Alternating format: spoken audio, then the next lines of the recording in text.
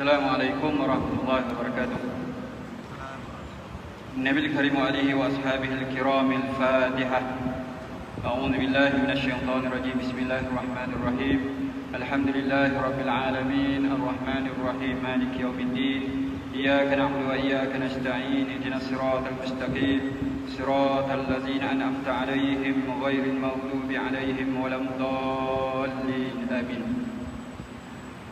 Terima kasih kepada Tuan Imam yang saya muliakan, Tuan Pengurusi Masjid, barisan ahli jalan kuasa, tuan-tuan, puan-puan yang dirahmati Allah sekalian. Bismillahirrahmanirrahim. Alhamdulillahilladzi nahmaduhu wa nasta'inuhu wa nastaghfiruh wa na'udzu billahi min shururi anfusina fala mudilla lahu wa man yudlil fala hadiya lahu. Asyhadu an la ilaha illallah wa asyhadu anna Muhammadan 'abduhu wa rasuluh. Qala rabbi ishrah li sadri wa yassir li amri wahlul 'uqdatam min lisani yafqahu qawli. Subhanaka la 'ilma lana illa ma 'allamtana innaka antal 'alimul hakim. Wa la hawla wa la quwwata illa billahil 'aliyyil 'azim.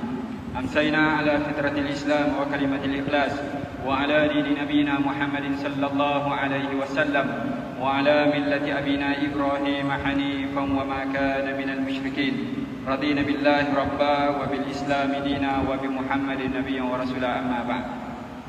Alhamdulillah, pertamanya marilah kita sama-sama memanjatkan kesyukuran kepada Allah Subhanahu wa taala kerana dengan taufik hidayah riayah, kerana dengan ketentuan dan pilihan Allah. Yakin dan percayalah bila kita berpeluang hadir solat secara berjamaah, kemudian kita duduk dalam majlis ilmu, ini semua di atas ketentuan dan pilihan Allah. Allah yang memilih kita, Allah yang memberikan ruang kesempatan waktu, Allah yang memberikan kesihatan tubuh badan, kesihatan akal fikiran untuk sama-sama kita berada dalam majlis ilmu pada malam ini. Ada orang Allah bagi dia masa yang banyak, tetapi dia mungkin sibuk dengan urusan hidup dia, maka dia tidak sempat untuk melaksanakan solat secara berjamaah. Ada orang Allah berikan kepada dia nikmat kesihatan tubuh badan, tetapi nak duduk dalam majlis-majlis yang seperti ini dalam tempoh 30 minit, 40 minit itu sesuatu yang mungkin lama bagi dia. Baik, mudah-mudahan kehadiran kita pada malam ini Allah catatkan bahawa inilah antara amal-amal soleh yang kita lakukan sebagai persiapan sebelum kita bertemu dengan Allah Subhanahu wa taala. Allah Subhanahu wa taala gambarkan wa kullu insanin alzamnahu ta'irahu fi 'unuqih. Bagi setiap manusia itu kami kalungkan bahagiannya ataupun nasib mereka masing-masing, kami kalungkan di tengkuk ataupun di leher masing-masing. Ulama tafsir menjelaskan tentang ayat ini ketika kita berhadapan dengan malaikat pencabut nyawa, malaikat maut. Pada ketika itu datang malaikat yang lain. Ketika malaikat mencabut nyawa ini, kalau nak mencabut nyawa kita ini nanti, kematian itu digambarkan oleh Sayyidatina Aisyah radhiyallahu anha sesuatu yang menyakitkan. Kematian itu sesuatu yang menakutkan, sehingga digambarkan oleh Sayyidatina Aisyah, baginda Rasulullah ketika berhadapan dengan malaikat maut saat-saat kewafatan baginda. Pada ketika itu kata Sayyidatina Aisyah, di sisi baginda Rasulullah ada satu bekas, ada air dalam bekas tersebut. Lalu baginda Rasulullah mencelupkan tangannya ke dalam bekas tersebut, kemudian dirautkan ke wajah baginda sehingga ke bahagian dada dan sebagainya, sambil Rasulullah berdoa, ya Allah, ringankan beban kesakitan mati ataupun sakaratul maut. Disebut sebagai sakarat. Sakarat ini satu keadaan yang menyakitkan, satu keadaan yang menakutkan. Ini digambarkan oleh Aisyah. Bayangkan Rasulullah, kekasih Allah, Rasul yang maksum, terpelihara daripada dosa dan kesalahan, pada ketika itu berdoa kepada Allah, minta diringankan beban kesakitan maut, kesakitan mati. Jadi agaknya bagaimana kita, orang awam, masyarakat umum pada hari ini, kita ini banyak melakukan dosa dan kesalahan. Bagaimana keadaan kita nak berhadapan dengan malaikat pencabut nyawa ini? Tetapi dalam ayat ini ahli tafsir menggambarkan pada ketika itu datang malaikat yang lain membawa satu bentuk kalungan. Dan kata ulama tafsir, kalungan itu adalah merupakan himpunan daripada amal-amal soleh yang kita lakukan. Jadi mudah-mudahan kehadiran kita pada malam ini, duduk dalam majlis ilmu ini, kita ikhlaskan niat kita semata-mata kerana Allah, semata-mata kerana Allah. Maka Allah catatkan bahawa inilah antara amal soleh yang kita buat pada hari ini. Mudah-mudahan dia dihimpunkan oleh Allah dan dikembalikan kepada kita saat-saat kita memerlukan. Pada ketika itu, kata ulama tafsir, kalau berhadapan dengan malaikat maut pada ketika itu yang dikurniakan dengan kalungan nikmat amal yang kita buat ini, maka pada ketika itu, kata ulama tafsir, kematian itu bukanlah sesuatu yang menyakitkan. Kematian itu bukanlah sesuatu yang menakutkan. Wallahu alam bagaimana keadaan kita nanti. Cuma kita ini perlu sentiasa mempersiapkan diri kita. Semua kita ini adalah calon yang sedang menunggu. Bila-bila masa saja akan dijemput oleh Allah Subhanahu Wa Taala. Tuan-tuan, puan-puan yang dirahmati Allah. Jadi pada malam ini saya berikan ruang, kesempatan untuk berkongsi dengan tuan-tuan, puan-puan, ibrah perjalanan seorang hamba, iaitu berkaitan dengan peristiwa Isra' dan Mi'raj. Kita berada dalam satu bulan yang dihormati. Allah sebutkan dalam surah Al-Isra' juga, Allah ceritakan bahawa dalam surah At-Taubah ayat 36, Allah sebutkan bahawa sesungguhnya bulan di sisi Allah Subhanahu Wa Taala itu dalam tempoh setahun ada 12 bulan. Ketika mana Allah menetapkan 12 bulan setahun ini? Ketika Allah menciptakan langit dan bumi. Dan tercatat di dalam kitab Allah, 4 daripadanya adalah 4 bulan yang dihormati. Salah satu daripadanya adalah Rejab, yang sekarang kita berada di penghujungnya. Dan keistimewaan Rejab ini, salah satu keistimewaannya adalah mengikut pandangan jumhur ulama, majoriti ulama berpandangan bahawa pada 27 Rejab itu berlakunya peristiwa Isra' dan Mi'raj. Jadi malam ini kita kongsikan sedikitlah apa yang sempat saya kongsikan, insya-Allah sebagai perkongsian kita bersama, dan mudah-mudahan kita dapat mengambil pengajaran lah untuk kita meneruskan saki-baki kehidupan kita pada hari ini. Baik, tuan-tuan yang dirahmati Allah, peristiwa Isra' dan Mi'raj ini merupakan satu mukjizat, salah satu daripada mukjizat Nabi sallallahu alaihi wasallam, yang mana peristiwa ini tidak dapat dianalisis oleh akal fikiran kita. Akal kita terbatas, dan peristiwa oleh kerana dia merupakan satu mukjizat, maka akal kita tidak dapat menganalisis kesemua perkara peristiwa yang berlaku dalam peristiwa Isra' dan Mi'raj ini. Dan peristiwa ini digambarkan oleh Allah Subhanahu Wa Taala dalam satu ayat surah Al-Isra', ayat yang pertama, yang biasa kita baca mungkin setahun sekali bila sambut Isra' dan Mi'raj. Masa inilah kita dengar kan ayat ini. Sedangkan baginda Nabi sallallahu alaihi wasallam membaca surah Al-Isra' ini, khususnya ayat ini, pada setiap malam. Setiap malam baginda Rasulullah membaca ayat ini. Subhanallazi asra bi'abdihi lailan minal masjidil harami ilal masjidil aqsa alladzi barakna haulahu linuriyahu min ayatina innahu huwas samiul basir. Maha suci Allah yang telah menjalankan hamba-Nya pada waktu malam. Baik, Allah mulakan ayat ini dengan perkataan subhana. Allah mulakan dengan perkataan subhana, memuji Allah, maha suci Allah.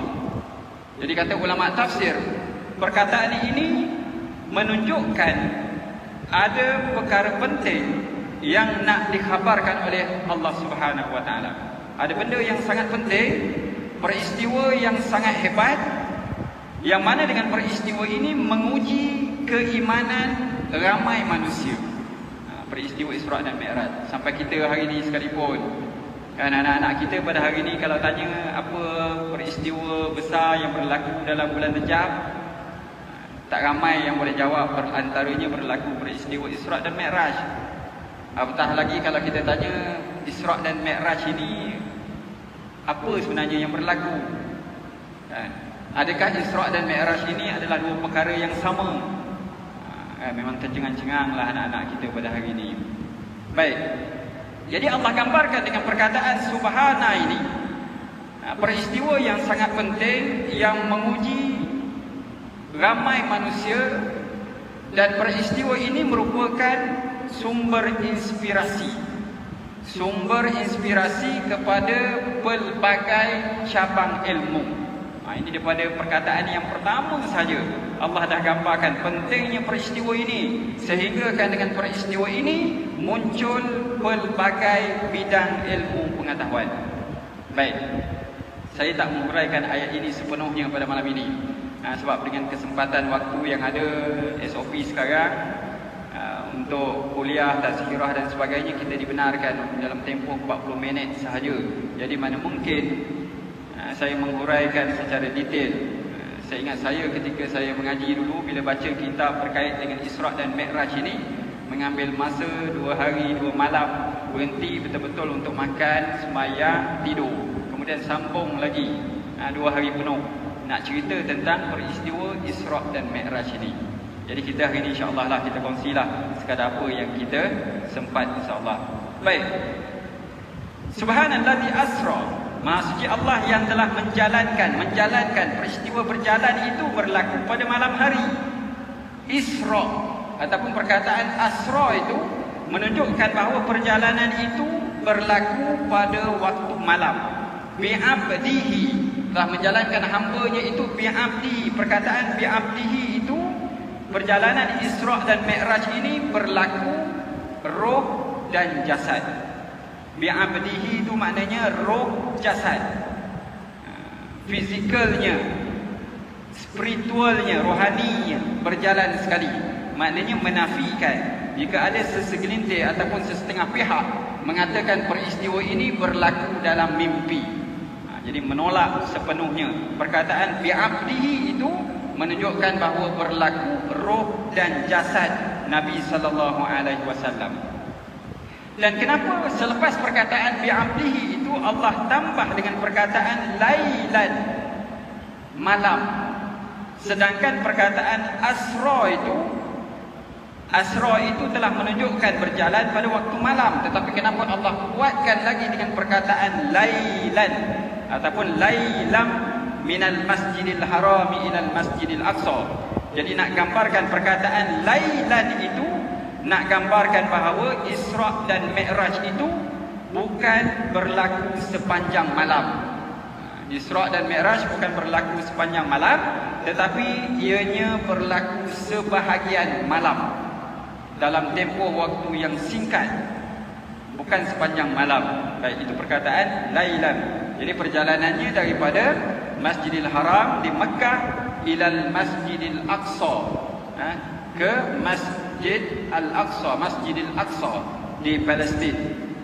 Allazi barakna haulahu linuriyahu, yang mana kata Allah Subhanahu wa taala, kami berkati sekelilingnya.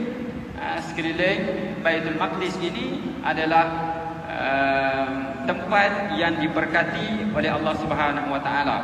Jadi kita pun tak cerita, kalau nak cerita tentang bagaimana keberkatan Masjidil Aqsa ini panjang ceritanya. Jadi tujuannya linuriyah, untuk kami tunjukkan kepadanya. Perkataan linuriyahu ini, kata ulama tafsir, peristiwa ini Allah nak tunjukkan kepada Nabi SAW tentang manusia dan juga alam. Tentang manusia dan juga alam. Manusia itu kita lah. Maknanya apa yang ditunjukkan kepada Nabi SAW, sama ada dalam peristiwa Isra' ataupun dalam Mi'raj, semuanya itu adalah berkait dengan kehidupan kita pada hari ini. Baik. Linuriyahu min ayatina innahu huwas samiul basir. Sesungguhnya Allah Subhanahu wa taala itu Maha mendengar lagi Maha melihat. Baik. Surah Al-Isra' yang kita bacakan ayat yang pertama ini, surah Al-Isra' ini dia hanya menceritakan tentang peristiwa Isra' sahaja. Surah Al-Isra' cerita tentang peristiwa Isra'. Manakala surah Najm, surah An-Najm, dia menceritakan tentang Mi'raj. Isra' dan Mi'raj kan. Jadi dalam surah An-Najm sebahagiannya menyentuh tentang Mi'raj. Baik. Perkara yang pertama yang kita nak lihat, bila peristiwa ini berlaku. Bila berlaku, seperti di awal saya sebutkan tadi bahawa jumhur ataupun pendapat yang masyhur, dan inilah pendapat ataupun pandangan yang dipegang oleh Imam Ibnu Hajar. Imam Ibnu Hajar Al-Asqalani berpandangan bahawa peristiwa ini berlaku pada 27 Rejab, iaitu pada tahun ke-12 kenabian bersamaan dengan 622 Masehi. Ini pandangan yang masyhur. Namun di situ terdapat juga beberapa pandangan yang lain tentang tempoh ataupun tarikh berlakunya peristiwa ini. Baik, dia berlaku pada ketika usia Nabi SAW 52 tahun dan berlaku pada tahun duka cita, Amul Huzni, tahun duka cita. Ini kan yang biasa kita dengar tentang peristiwa Isra' dan Mi'raj. Jadi secara ringkasnya, bila ditanya bila berlaku, jumhur kata berlaku pada 27 Rejab lah. Baik, pada Amul Huzni, tahun duka cita. Kenapa disebut sebagai tahun duka cita? Yang pertamanya, pada tahun tersebut berlakunya pemboikotan, boikot terhadap Bani Hashim, ahli keluarga baginda Nabi SAW. Dan pemboikotan ini, boikot ini, masyarakat yang memboikot Nabi ini, Bani Hashim, diboikot selama 3 tahun berturut-turut. Bayangkan kan, kalau kita duduk dalam satu tempat, taman perumahan dan sebagainya, kalaulah keluarga kita di pulau diboikot oleh jiran-jiran yang lain, apa perasaan kita kan? Ini selama 3 tahun berturut-turut. Bayangkan, ini tahun kesedihan. Dan pada tahun ini juga berlakunya kewafatan orang yang sangat penting di sisi Nabi SAW, iaitu Abu Talib, bapa saudara Nabi SAW. 3 bulan selepas itu berlaku pula kewafatan isteri yang tercinta, Sayyidatina Khadijah. Tempoh yang sangat rapat kan. 3 bulan mula bapa saudara meninggal, kemudian 3 bulan lepas tu isterinya pula meninggal. Maka pada ketika itu sangat menyedihkan Nabi SAW. Kerana bila berlakunya 2 kewafatan ini, Nabi kehilangan sokongan yang kuat dalam baginda melaksanakan kerja-kerja dakwah. Seperti yang kita sedia maklum bahawa Sayyidatina Khadijah ini orang yang banyak support Nabi SAW dalam kerja-kerja dakwah. Abu Talib orang yang banyak memberikan jaminan keselamatan kepada baginda Rasulullah. Jadi bila 2 orang tak ada ini, 2 orang ini tak ada, maka Rasulullah hilang sokongan untuk kerja-kerja dakwah. Rasulullah tidak lagi mendapat jaminan keselamatan. Maka pada ketika itu Rasulullah mula disakiti, dizalimi dalam melaksanakan kerja-kerja dakwahnya kan. Sehingga kan Rasulullah daripada Mekah terpaksa berpindah, daripada dakwah di Mekah berpindah ke Taif. Sebab apa? Penduduk di Mekah pada ketika itu menolak dakwah Nabi SAW. Jadi Rasulullah berpindah ke Taif. Bila berpindah ke Taif ini berlaku pula peristiwa di Taif. Rasulullah juga dizalimi, dibaling dengan batu sehingga berdarah kepala Nabi SAW. Ini riwayat yang sebut bagaimana Rasulullah ini dizalimi, disakiti ketika berada di Taif. Sehingga kan malaikat Jibril menawarkan kepada Rasulullah, kalau Rasulullah hendak, maka Jibril boleh terbalikkan bukit Taif, gunung Taif itu menghampap kepada penduduk-penduduk Taif. Zalimnya penduduk-penduduk Taif pada ketika itu kan. Tapi apa yang Rasulullah lakukan? Walaupun ditawarkan dengan balasan itu, tetapi kata Rasulullah SAW, Allahumma hdi qaumi. Rasulullah berdoa, ya Allah berikan hidayah, petunjuk kepada kaum-kaumku, fa innahum la ya'lamun, bahawa mereka ini tidak mengetahui. bagaimana Rasulullah SAW sangat kasih kepada umatnya pada ketika itu kan. Walaupun disakiti, dizalimi dan sebagainya, baginda Rasulullah mendoakan supaya mereka ini diberikan hidayah, petunjuk oleh Allah Subhanahu Wa Taala. Itu secara ringkas bila berlakunya peristiwa ini. Masa tinggal 15 minit lebih kurang. Nanti saya minta izin lah sebab apa, mungkin nanti kita berhenti azan sekejap, kemudian saya sambunglah 5 ataupun 10 minit sampai itu nak cukupkan. Saya menggunakan semaksimum yang mungkin lah 40 minit yang diberikan kepada saya. Baik, di mana berlaku?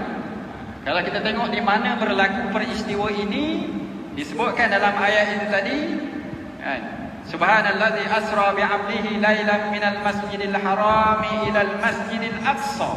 Maknanya peristiwa Isra itu berlaku daripada, perjalanan itu bermula daripada Masjidil Haram di Makkah ke Masjidil Aqsa di Palestin. Buktinya ayat yang saya baca tadi lah, ayat yang saya paparkan tadi. Itu namanya Isra. Perjalanan itu daripada Masjidil Haram ke Masjidil Aqsa itu namanya Isra. Dalam perjalanan itu pun Nabi dah ditunjukkan dengan beberapa peristiwa. Nanti kita tengok secara ringkasnya. Kemudian daripada Masjidil Aqsa, Nabi naik, itu ada anak panah, dah tak nampak warnanya. Naik ke langit yang pertama, kedua sampai langit yang ketujuh. Kemudian daripada langit yang ketujuh Nabi naik ke Sidratul Muntaha. Itu namanya Mi'raj. Isra itu dekat muka bumi ini, di atas dunia kan. Daripada Masjidil Haram ke Masjidil Aqsa. Naik daripada Masjidil Aqsa ke langit, daripada langit naik ke Sidratul Muntaha, itu namanya Mi'raj. Itu bezalah. Jadi kalau anak-anak kita tanya peristiwa Isra Mi'raj ni dua perkara yang sama ke? Dua perkara yang berbeza, peristiwa yang berbeza. Baik, itu secara ringkasnya di mana berlaku. Dan kalau yang pertama tadi, Isra itu dalilnya surah yang pertama, surah ayat yang pertama dalam surah Al-Isra.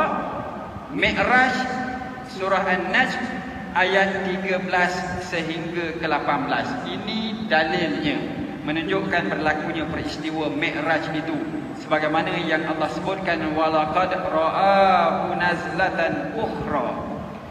Dan demi sesungguhnya Muhammad telah melihat malaikat Jibril dalam bentuk rupanya yang asal sekali lagi. Di mana? Inda Sidratil Muntaha, di sisi Sidratil Muntaha. Ini dalil ataupun bukti bahawa Mi'raj itu berlaku sehingga Nabi naik ke Sidratul Muntaha. Baik, begitulah ayat yang seterusnya. Kemudian kita lihat firman Allah Subhanahu Wa Taala dalam ayat yang ke-60 dalam surah Al-Isra ini. Allah sebutkan bahawa wama ja'alna ar-ru'ya allati araynaka illa fitnatan linnas. Dan kami jadikan penglihatan yang kami tunjukkan kepadamu wahai Muhammad melainkan sebagai ujian bagi manusia. Sebab itu di awal tadi saya sebutkan bahawa peristiwa Isra dan Mi'raj ini menguji keimanan ramai manusia. Dalilnya ayat 60 surah Al-Isra. Kami jadikan penglihatan yang kami tunjukkan kepada engkau wahai Muhammad sebagai ujian. Dia adalah tidak lain melainkan sebagai ujian bagi manusia. Jadi bagaimana yang dikatakan sebagai ujian bagi manusia? Dengan peristiwa Isra ini, Isra dan Mi'raj ini, orang yang telah beriman kembali murtad. Asalnya dia belum Islam, masuk Islam. Kemudian dengar peristiwa Isra dan Mi'raj, dia jadi murtad, tak percaya, menolak kan. Dan golongan musyrikin Makkah ini, dia sangat suka bila berlaku peristiwa ini menjadi satu hujah bagi mereka. Menjadi hujah bagi mereka. Kenapa menjadi hujah? Kerana selama ini mereka mendakwa bahawa Muhammad itu adalah seorang yang gila. Jadi bila Muhammad sallallahu alaihi wasallam menceritakan apa yang dilalui dalam peristiwa ini, maka terbukti bahawa Muhammad itu gila. menjadi satu kesukaan lah kepada mereka bila Nabi SAW melalui peristiwa ini. Jadi orang beriman menjadi murtad. Kemudian ada orang kafir, bertambah kekufuran mereka. Dia kafir, kemudian bertambah kekufuran. Ini tidak lain dan tidak bukan adalah Abu Jahal. Dahlah kafir kan, bila dengar pula cerita tentang Isra' dan Mi'raj ini, bertambah kekufuran dia.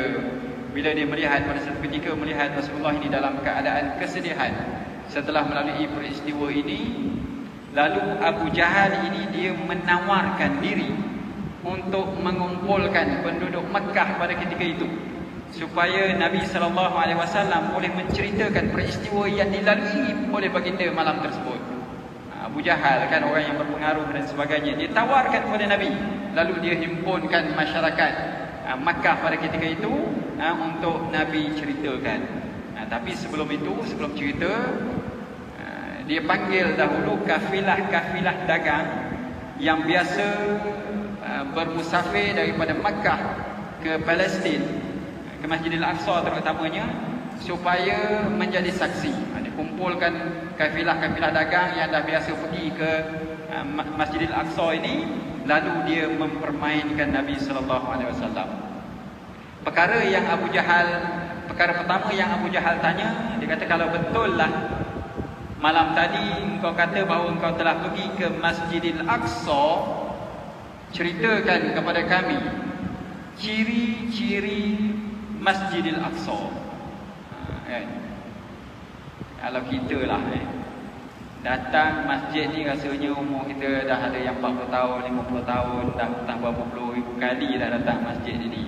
Agak-agak kalau anak kita tanya, ya Masjid Jawahir Al-Jawahir itu ada berapa pintu berapa kita nak jawab agaknya kan.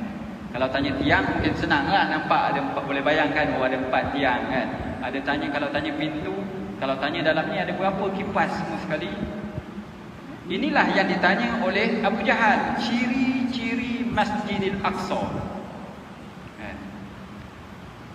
Dan oleh kerana ini merupakan satu mukjizat Nabi SAW, lalu pada ketika itu Allah mendatangkan pemandangan secara live bagi Nabi SAW. Nabi SAW boleh jawab satu persatu. Ditanya tentang ada berapa pintu, ada berapa tiang dan sebagainya, Nabi boleh jawab. Bila ditanya kepada kafilah ini, betul? Betul, kata dia. Tapi mereka percaya dengan peristiwa Isra' dan Mi'raj. Mereka masih menolak, masih juga tidak percaya. Dia kata, kalau betul lah malam tadi kau kata kau dah melalui peristiwa Isra' dan Mi'raj ini, kemudian balik sebelum subuh sampai semula ke Mekah, sekarang wahai Muhammad, kau cuba angkat sebelah kaki. Ini Abu Jahal, dia permainkan Nabi. Nabi pun angkat sebelah kaki. Baik, angkat lagi sebelah, Nabi tak boleh nak angkat dua-dua belah. Dia kata, kalau kau tak boleh nak angkat dua belah kaki, bagaimana kau kata kau dengan satu tunggangan namanya Buraq boleh sampai daripada Mekah ke Masjidil Aqsa, kemudian balik semula sepantas kilat. Ini cara Abu Jahal menggunakan logik akal menolak peristiwa Isra' dan Mi'raj. Jadi tetap juga tak percaya kan. Lagilah bila tengok macam tu, oh nak Muhammad ini gila. Dan menjadi satu kesukaan lah, kebanggaan kepada mereka, bahawa peristiwa ini menjadi bukti kepada mereka bahawa Muhammad ini sesuatu yang menceritakan sesuatu yang karut dan sebagainya. Walaupun adalah peristiwa-peristiwa yang lain Nabi SAW. Kalau kau tak percaya, kata Nabi, antaranya besok kau tunggu akan datang satu kafilah dagang Quraisy. Dia ni datang, di hadapan mereka ini diketuai oleh seekor unta warna perang. Kalau kau tak percaya, besok kau tunggu. Benda yang belum berlaku kan. Jadi Abu Jahal pengikut-pengikut dia pun tunggu. Seperti masa dan tempat yang disebutkan oleh Nabi tadi, maka tibalah rombongan tersebut. Tetapi mereka juga tetap tak percaya apa yang disebutkan oleh Nabi SAW.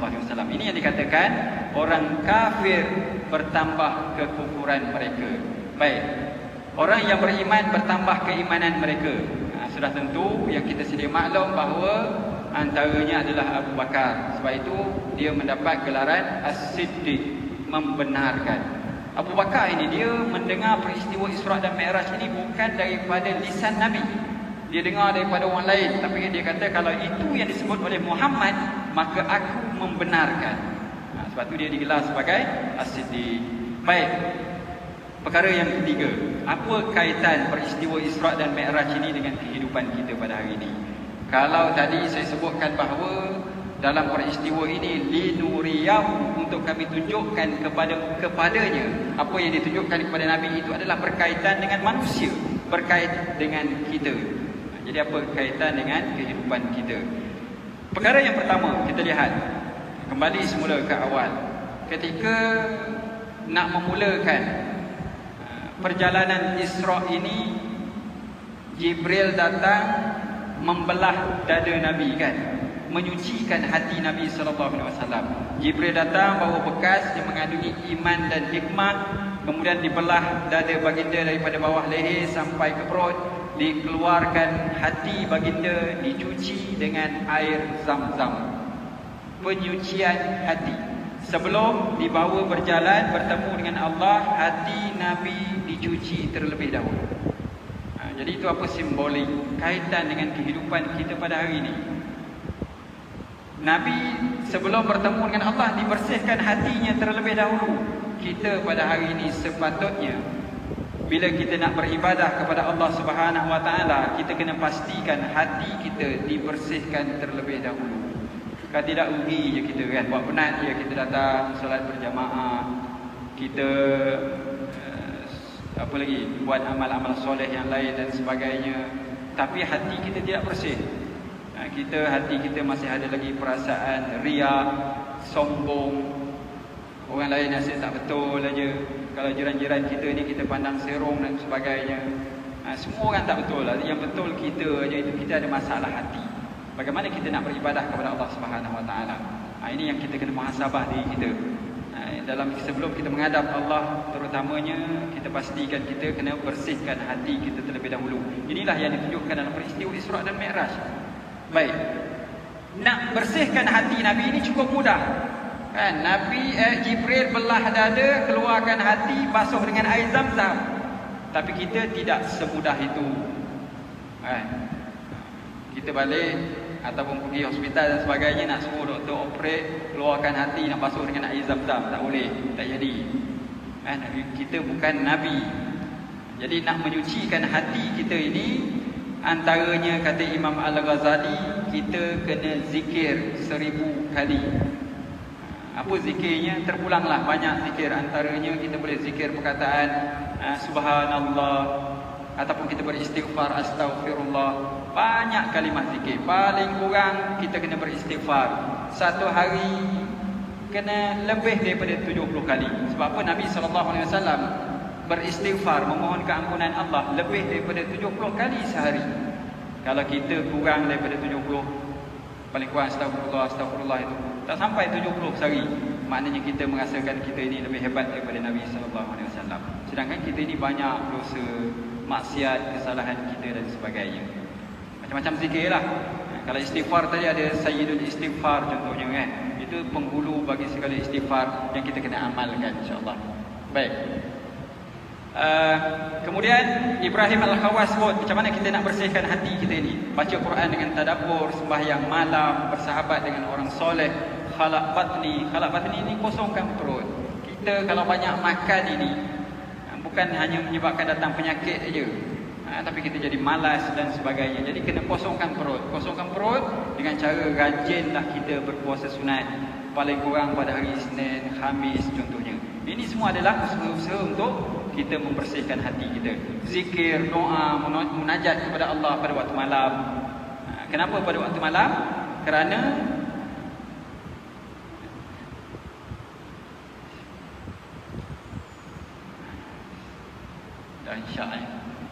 Isra' dan Mi'raj ini berlaku pada waktu malam. Isra' dan Mi'raj berlaku pada waktu malam. Sebab itu tadi kita azan dulu.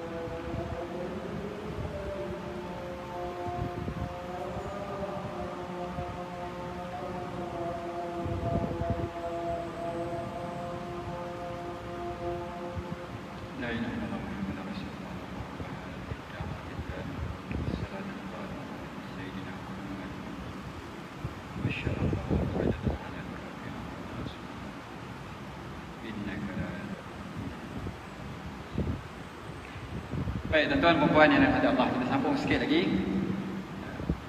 Kaitan peristiwa Isra' dan Mi'raj ini dengan kehidupan kita, yang pertamanya tadi saya sebutkan bahawa berkait dengan penyucian hati. Itu yang pertama. Yang kedua, Isra' dan Mi'raj ini berlaku pada waktu malam. Ini Allah nak tunjukkan kepada kita bahawa waktu malam itu waktu yang sangat penting bagi kita. Kan, walaupun malam itu adalah waktu untuk berehat, kan? Waktu untuk berehat. Tetapi bukan berehat sepenuhnya. Sampai syak je tidur, bangun tak bangun, orang azan subuh contohnya, itu betul-betul rehat. Sedangkan peristiwa Isra' ini berlaku pada waktu malam. Bagaimana Allah nak gambarkan bahawa Nabi menghadap Allah itu pada waktu malam. Itu adalah waktu yang sangat baik untuk kita, untuk bermunajat, mengadu kepada Allah Subhanahu Wa Taala. Tahajud contohnya, antara ibadah yang boleh kita buat, dan bangun paling kurang solat tahajud 2 rakaat. Kita boleh bangun waktu malam, mata mengantuk, tapi oleh kerana tak tahan, rasa nak buang air kecil, kita pun bangun pergi kencing. Kemudian lepas kencing, masuk balik tidur. Boleh bangun untuk kencing, tapi berat bagi kita bangun untuk sujud kepada Allah Subhanahu Wa Taala. Sedangkan ibadah tahajud ini, dia bukan hanya boleh mendekatkan diri kita, bukan hanya boleh menyucikan hati kita. Kalau tadi Ibrahim Al-Khawas kata dengan sembahyang malam itu boleh membersihkan hati, tetapi sebenarnya dengan sembahyang malam ini juga boleh mendatangkan kekuatan fizikal dan mental kita. Buktinya, secara ringkasnya saya sebutkan bahawa kalau kita ingat bagaimana peristiwa ketika Sultan Muhammad Al-Fatih berjaya menawan kota Konstantinopel. Ini disebut sebagai Istanbul lah. Bagaimana dia berjaya? Dan Nabi SAW menuturkan dalam satu hadis ketika peperangan Khandaq, ketika Rasulullah menggali parit dalam peperangan Khandaq, Rasulullah menghalakan wajah baginda ke Konstantinopel, dan Rasulullah sebutkan bahawa Konstantinopel akan berjaya ditawan oleh seorang raja yang baik. Raja yang baik, raja yang soleh, yang bertakwa. Tentera yang baik, rakyat yang baik. Dan apa yang Rasulullah sebutkan ini berjaya maknanya Konstantinopel ini berjaya ditawan oleh Islam 800 tahun setelah kewafatan baginda Rasulullah SAW, iaitu ketika zaman Sultan Muhammad Al-Fatih. Apa rahsianya? Bila mereka berjaya mengalahkan tentera Rom, mereka menguasai satu gereja yang menjadi kebanggaan kepada orang-orang Rom pada ketika itu, Gereja Hagia Sophia. Alhamdulillah saya dah sampai ke masjid ini. Akhirnya ditukar menjadi Masjid Hagia Sophia. Ketika masjid ini diambil alih, pada ketika itu nak melaksanakan solat Jumaat yang pertama di kota tersebut, Sultan Muhammad Al-Fatih sudah tentu dia mempersilakan gurunya, Syekh Samsuddin Al-Wali, seorang sultan yang sangat memuliakan gurunya. Dia persilakan tuan gurunya untuk mengimami solat Jumaat pertama sejarah di kota tersebut. Tapi tok gurunya kata, pilihlah orang yang paling bertakwa. Bila tok guru cakap macam tu, maka sultan ini akur. Lalu dia himpunkan seluruh tenteranya pada ketika itu. Ada riwayat kata 300,000 dan sebagainya lah. Bila dihimpunkan tentera-tenteranya pada ketika itu, lalu Sultan Muhammad Al-Fatih tanya, okey, sekarang kita nak cari seorang imam untuk mengimami solat Jumaat yang pertama ini. Tapi tok guru aku kata cari orang yang soleh, yang bertakwa. Maka semua tentera-tentera ini diminta berdiri oleh Sultan Muhammad Al-Fatih. Lalu Sultan Muhammad Al-Fatih bertanya, siapakah di kalangan kalian yang tidak pernah meninggalkan solat 5 waktu sejak usia balik? Daripada kalangan tentera ini, satu orang pun tak ada yang duduk. Dia kata, kalau ada, duduk. seorang pun tak ada yang duduk. Inilah yang Rasulullah sebut 800 tahun sebelum itu, tentera-tentera yang baik. Lalu dia tanya lagi, siapakah di kalangan kalian ini yang tidak pernah meninggalkan solat sunat rawatib, qobliyah, ba'diyah sejak usia balik?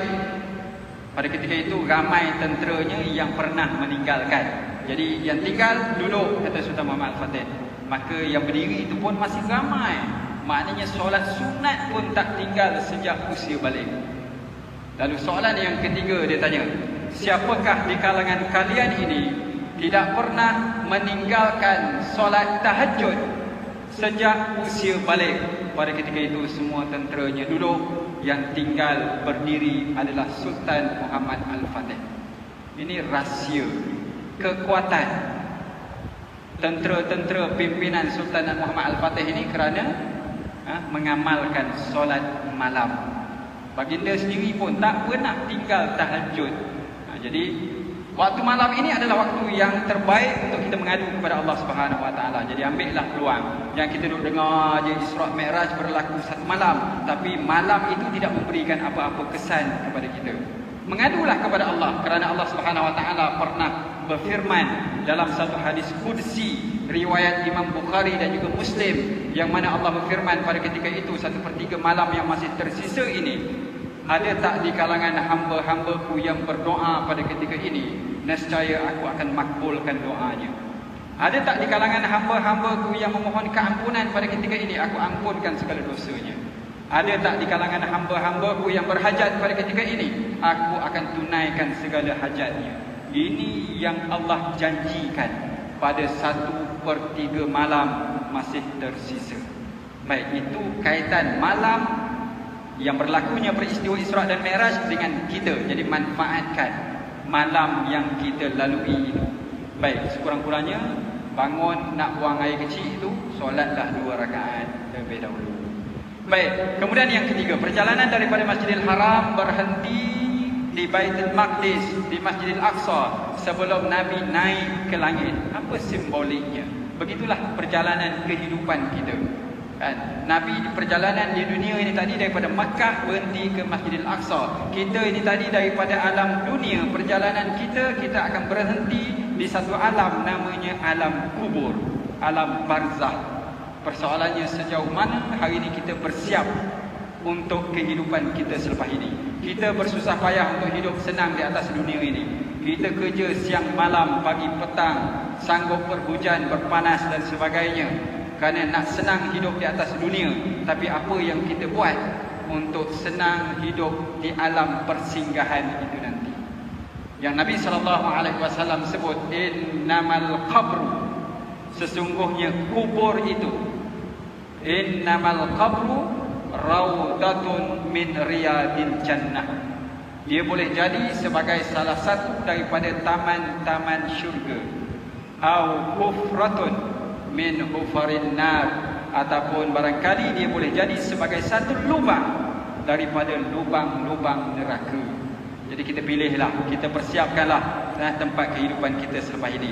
Baik, perjalanan Nabi banyak dihalang, diganggu. Ini saya tak sempat nak uraikan gangguan-gangguan tersebut. Gambaran yang ditunjukkan dalam peristiwa Isra' pun dah banyak dah. Ini pun biasa kita dengar kan, lihat perempuan tua di tepi jalan. Ini ada kisah-kisahnya, ada hadis-hadisnya. Bertemu kaum yang menanam, kemudian menuai, golongan yang hampap kepala dengan batu besar. Macam-macam yang Nabi tengok dalam peristiwa Isra' ini, tak sempat saya nak uraikan satu persatu. Kemudian dalam Mi'raj Nabi tunjukkan lagi. Dalam langit yang pertama Nabi jumpa dengan Nabi Adam alaihissalam. Nabi jumpa golongan bibir seperti bibir unta, nganga mulut dia luas-luas, dihulurkan bara api neraka tembus sampai ke belakang kan. Daripada kemaluan depan keluar ikut kemaluan belakang sampai dia menjerit kesakitan. Ini antaranya Nabi sebut balasan kita nanti di akhirat kelak di hadapan Allah, bila mana kita ini antara orang yang banyak memakan harta anak-anak yatim. Inilah yang ditunjukkan kepada Nabi sallallahu alaihi wasallam. Golongan manusia perut besar dipenuhi ular, cuba nak berdiri, kemudian dia jatuh, bangun jatuh. Ini kata Nabi, orang yang banyak makan riba, ambil rasuah dan sebagainya. Baik, akhirnya kemuncak pada Isra' dan Mi'raj ini adalah perintah solat. Asalnya kita semua sedia maklum bahawa Nabi diberikan perintah oleh Allah Subhanahu Wa Taala solat 50 waktu sehari semalam. Munasabah ke kita ni, logik ke kita nak buat 50 waktu dalam tempoh sehari semalam ini? Yang 5 waktu pun kadang-kadang kita terlepas berjamaah kan. Kalau 50 agak-agak bagaimana kita kan. Tapi oleh kerana Nabi SAW sangat memikirkan tentang umatnya, dia mendengar nasihat Nabi Musa, yang mana Nabi Musa minta supaya menghadap Allah Subhanahu Wa Taala, minta kurang, berlaku tawar-menawar. Akhirnya tinggallah 5 waktu yang kita kerjakan pada hari ini, tapi ganjarannya sama saja.